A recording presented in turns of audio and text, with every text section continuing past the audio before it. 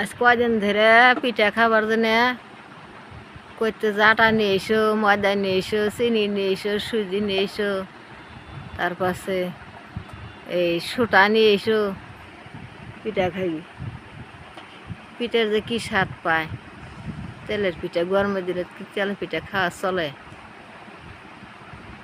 না? কালকে আইতিরা নিয়ে এসে দিছে, সে আইতিরে ভিজে থিছে, ছানিয়া চিনে থিছে। আজকে সেই পিঠে এই দেখো বানাইতে।